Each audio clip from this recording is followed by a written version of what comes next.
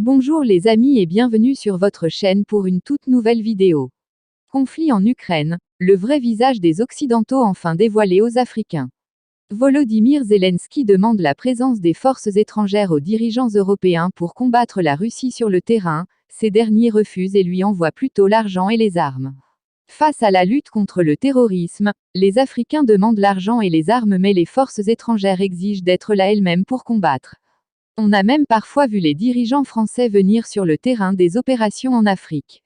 Le plus spectaculaire c'est ce qui s'est produit en RCA, les forces étrangères ont mis l'armée régulière sous embargo face aux rebelles, anéantissant les capacités opérationnelles de la défense centrafricaine, même l'aéroport de Poko était gardé par les forces étrangères.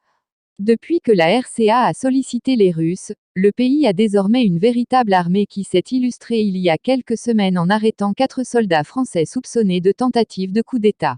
Le 9 mars, plus de 80 soldats centrafricains ont été radiés de l'armée pour indiscipline.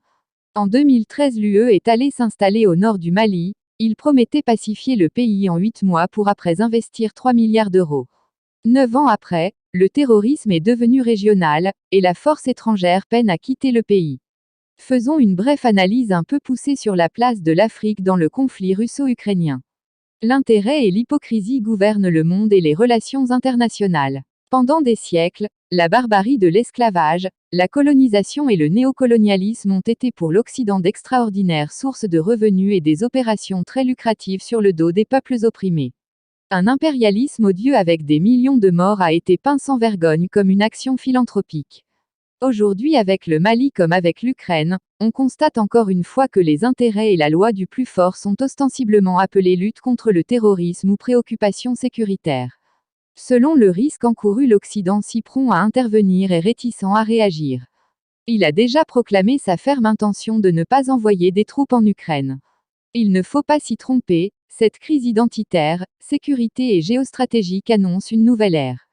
Le monde est en mutation et hier comme aujourd'hui, la force est le seul argument qui sera entendu. L'Afrique aussi devra se soucier d'elle, commencer à réfléchir et à agir d'une seule voix avec pour seule préoccupation ses intérêts et le bien-être des Africains. L'Afrique aussi devra se soucier un peu plus d'elle, apprendre à naviguer au gré de ses intérêts.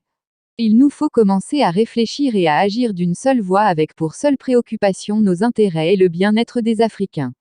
Dixit, Cheikh Bamba Dièye. Merci de nous avoir suivis. Si vous avez aimé la vidéo, faites-le nous savoir avec un like. Laissez-nous vos points de vue et suggestions en commentaire. Et surtout n'oubliez pas de vous abonner et de sonner la cloche de notification pour ne rater aucune de nos vidéos. Et n'oubliez pas de partager pour informer encore plus de monde. À plus.